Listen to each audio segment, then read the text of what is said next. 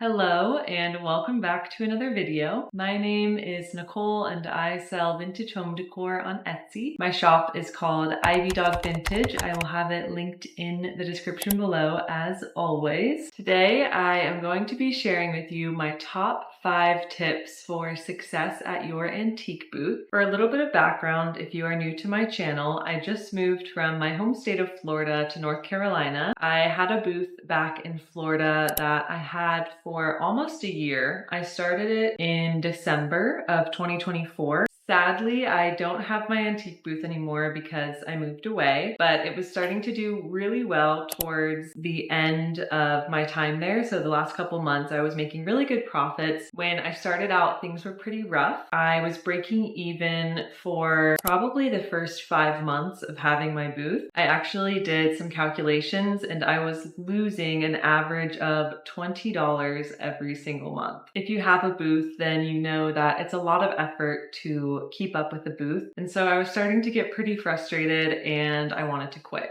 So one day I went into my booth several months ago and I brought a red Sharpie and I marked all my prices down like crazy, and I had decided that I was going to close my booth. Well, sure enough, after I went in there in my frenzy marking down all the prices, I ended up getting a ton of sales that week, and that really gave me the motivation that I needed to work harder on my booth. So I made some big changes, and then the next few months following that instance, I was making some pretty good profits. I would say that I pretty much changed the success of my booth overnight. As I mentioned, I was breaking even. So I went from breaking even for a while to making like $500 to $800 a month. And for some people that might be really high, for others that might be really low. I know of booth owners who make thousands of dollars a month. But for me, my focus was on Etsy and the booth was just something I was doing on the side. So those were really good profits for me. Having a booth was a pretty bumpy ride for me. It was not as easy or as relaxed as I thought it would be. And so once I finally cracked the code and was making some good profits, I have really been wanting to share my tips with you all because I think it could be really helpful to those out there who have antique booths. All right, so let's just go ahead and get started. I have some notes here and I have written down my top 5 tips for a successful antique booth. My first tip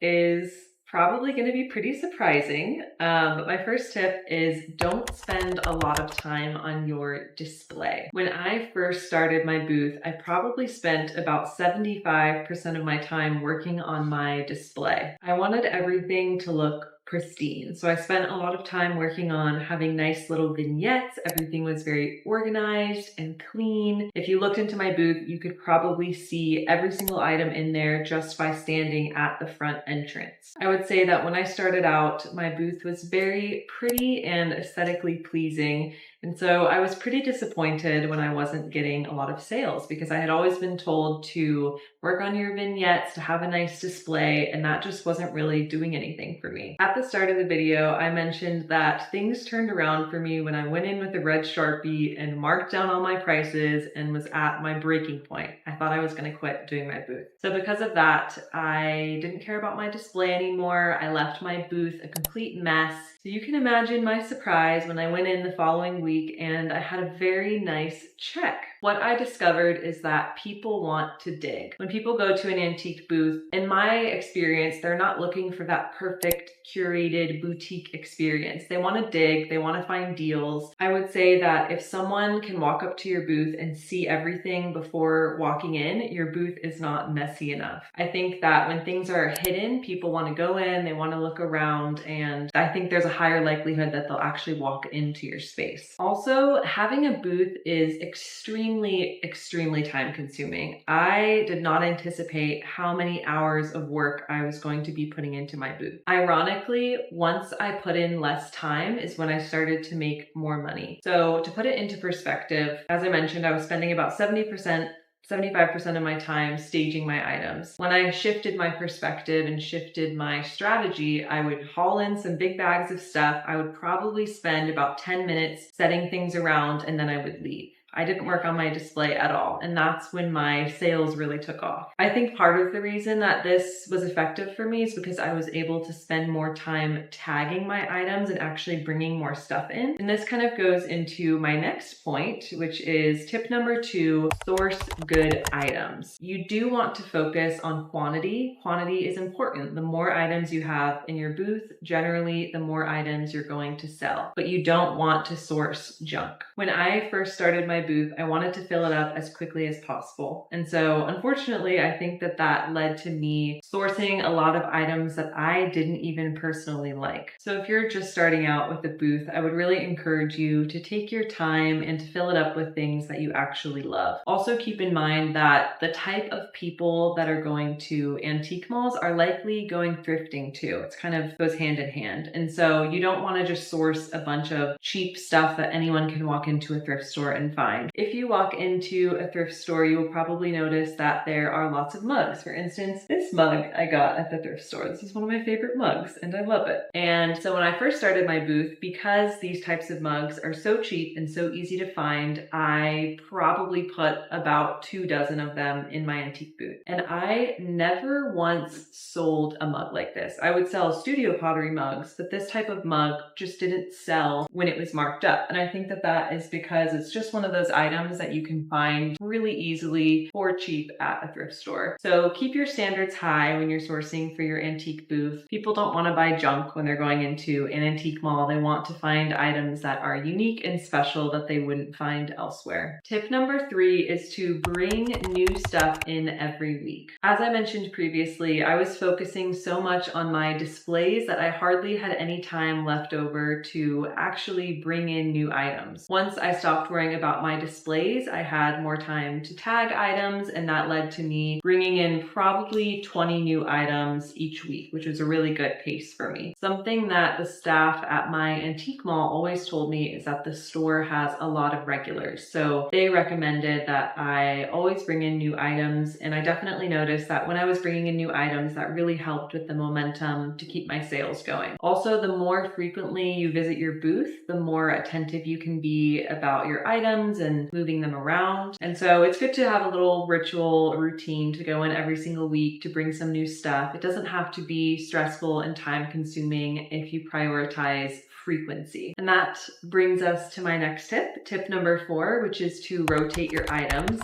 If you have an antique booth, I know you already know that this is important. Every single video on antique booth tips ever says that you should rotate them and move them around, and that's true. It's very helpful. But I will say that you do not need to be doing a huge overhaul where you're moving all the furniture around and moving every single item. That is a huge mistake I made that made me feel burnt out quickly. When I was new to my antique booth, I was in there about once a month, taking everything off the shelves, moving this heavy furniture that I could barely even move by myself, dragging it along the floors, redoing everything. That helped a little bit. Maybe it would boost my sales a little bit for like a week, but the level of effort was not worth the level of sales that it would generate. I found it to be a lot more effective just to spend 10 minutes every time you're in your antique booth, moving a couple things around. It does not need to be a big overhaul. Again, the theme that I'm going to keep going back to is that your time is better spent at home tagging items and sourcing items. Also, something that I underestimated was how much time it would take to move all that stuff around. My antique booth, I think it was about 8 by 10 feet. I had a little room in the back, and moving hundreds of items off the shelves and putting them back, it's just super time consuming. It's not very fun. I would break items frequently, and it's just totally unnecessary in my experience. So as I mentioned, go in frequently, go in once a week to drop off new items, and just spend like 10 minutes moving a couple items around and you will be good to go. The last tip that we are going to discuss today is about pricing. So I am going to talk to you about my pricing strategy. Also, if you sell online, if you have an Etsy shop or an eBay shop, I am going to share how I decided which items go in my antique antique booth and which items go online. So in general, I would recommend that you keep your prices low. On Etsy, I kept my prices a lot higher than I did in my antique booth. For my Etsy shop, I would consider my prices to be on the higher side of reasonable. When you're selling on Etsy, you have a much broader audience. You are selling to people from all over the world. When you are selling at an antique booth, you're selling to a small subset of people in your city and then maybe some tourists. Also, pricing on Etsy reflects not only sourcing an item, but photographing the item, listing the item,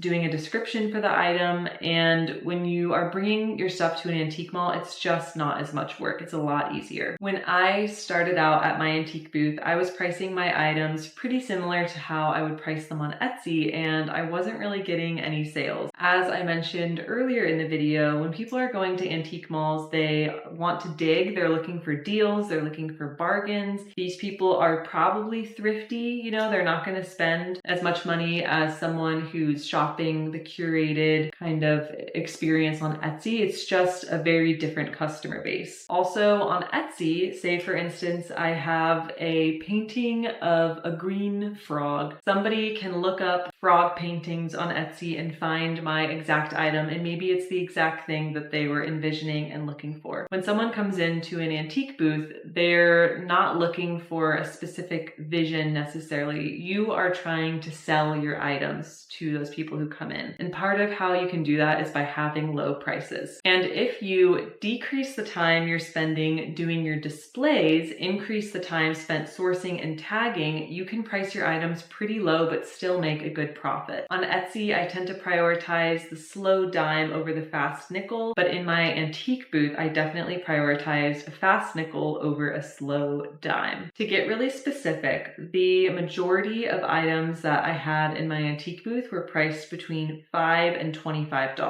75% of my items fell within this price range. Having an Etsy shop and an antique booth, they can really complement each other. For me personally, I don't really want to list something on my Etsy shop that is not worth at least $25 because it's just not worth my time to ship that item and photograph it and list it. And so I saw all kinds of cool items out of the thrift store that cost $1 and I could probably sell for $10. And that is the exact type of item that you want to put in your antique booth. Outside of the $5 to $25 items, I had a fair amount of mid-range items. So I sprinkled in some items that were probably between $30 and $50. And then I had a couple high-range items, so items that were between $50 and $100. A lot of the items I had that were between $50 and $100, they generally didn't sell, but they were more for purposes of intrigue and mystique. So for instance, I have a candle sconce. I'm actually going to show it to you. This is an example of a high range item I had in my antique booth. So I have two of these. This one actually just sold, so I'm about to pack it up and ship it out. But I sold this on Etsy for $195. Now I knew that once I waited for the right buyer to come along, I felt like that was a fair price for something like this, and I did think it would sell at that price point. So I put the second one that I have in my antique booth for $195. I never expected that item to sell in my booth, to be completely honest with you. I would not expect someone to pay that much money at an antique mall. Of course, it was possible, but the reason that I put that item in there was to draw people in. This is a beautiful piece of brass. This is a work of art. And so I felt like having a couple items like this in my booth would really draw people in. And then maybe there would be like the off chance of someone purchasing one of these expensive items. I will say the most expensive item I ever sold in my booth was probably an $80 piece of artwork. So that was kind of the cap in terms of the pricing. Also, something to note as just a small little random tip is that artwork does very well, at least in my experience, at an antique mall. I would say that artwork for me does better in person than it does online. And I think that that is because artwork is very personal and people want to see the piece and connect with the piece before purchasing it. I was able to sell a lot of higher priced pieces of artwork at my antique booth. So items that were between $40 and $70, I would say, sold pretty consistently. Lastly, in terms of deciding which items would go in my antique booth versus my Etsy shop, that is something I struggled with a lot when I first started. I knew that I could make more money on Etsy, and so I tended to want to list all of my good stuff on Etsy, which didn't leave a lot of good stuff going into my antique booth. But once I figured out this pricing strategy, it became pretty easy for me to decide which items were going to go in person versus online. So items I would definitely bring to my booth were items that I would charge between $5 and $25 for. I would also bring items that I didn't want to ship. So artwork can be tricky to ship. Glass items, really fragile stuff, I would bring into my booth. Large items that would be expensive to ship, so like big heavy cookie jars or big stools, that kind of stuff I would bring into my booth. And then in general, I reserved my best-selling items for Etsy. So I have a whole video on bestsellers if you haven't seen it. Best-selling items for me include pretty much anything brass, candle snuffers, wall baskets, candle sconces. All of those types of items would automatically go to my Etsy shop because I know that they're great sellers. Also, items that I would bring to my antique booth included things that had a little bit more wear. So if an item had a small crack or a chip or it was a little distressed, I liked to bring that stuff to my booth because I'm a little hesitant to sell that stuff on Etsy because I want the person to be very aware of any damage. So that type of stuff was nice to have in an in-person setting where someone can pick it up and feel it and look at it before they decide to buy it. And then lastly, some items just photograph poorly. So if I had an item that I just felt like wasn't going to look great in my photos for Etsy, I would just bring it into my antique booth. When I first started out, I always felt like I was torn between which items should go on Etsy and which items should go into my booth. But once I discovered the strategy of prioritizing quantity, prioritizing clutter, prioritizing low-cost items, it became very easy for me to decide which items would go where. Also, there were quite a few items that I did put in my booth knowing that they could earn more on Etsy. If you have items that are sitting around that you're meaning to list on Etsy but you're not getting to them, you're better off extra money to buy new inventory, if that makes sense. So there were quite a few mid-range items that I knew I could maybe get 10 or 15 extra dollars out of selling on Etsy. But if it wasn't a bestseller or something that I was confident would sell quickly on Etsy, I figured it was more worth my time to bring that item to my booth first. And then oftentimes if items from my booth didn't sell within a month, I would pull them out and list them on Etsy. And I had quite a few items that sat in my booth for months. And then once I listed that item on Etsy, it sold in a couple of days. It's really just a trial and error, and it's going to take time to figure out which item goes where. I hope that this was helpful. Just to recap, I think the biggest thing that you can take away from this video is to reduce the time you are spending on your displays. Like, I feel like that is the thing that people always recommend. And for me personally, it just didn't work. I'm sure there are some people out there that have beautiful curated booths and make good profit. But if you are struggling with making profit at your booth, try having a messier environment. Just try it out for a month, see how it does. If you try any of these tips, I would love to know how it goes for you. If you have an antique booth and you have tips that are different from mine, I would love to hear about them in the comments. Some of you may be wondering if I'm going to have another antique booth here in North Carolina, which I am kind of still debating. I don't know how long I'm going to be here. We might end up moving to South Carolina and buying some land there eventually, so I'm not entirely sure. I think I need to be a little bit more settled down before I get my next booth. Overall, if you have the time, if you're passionate about it, if you're interested, I think it's worth a shot. And I definitely would have been having a lot of fun if I had stayed in Florida with my booth because it had started to do really well. So it was kind of sad to walk away from that. Thank you so much for watching. I really appreciate it. And I will see you in my next video.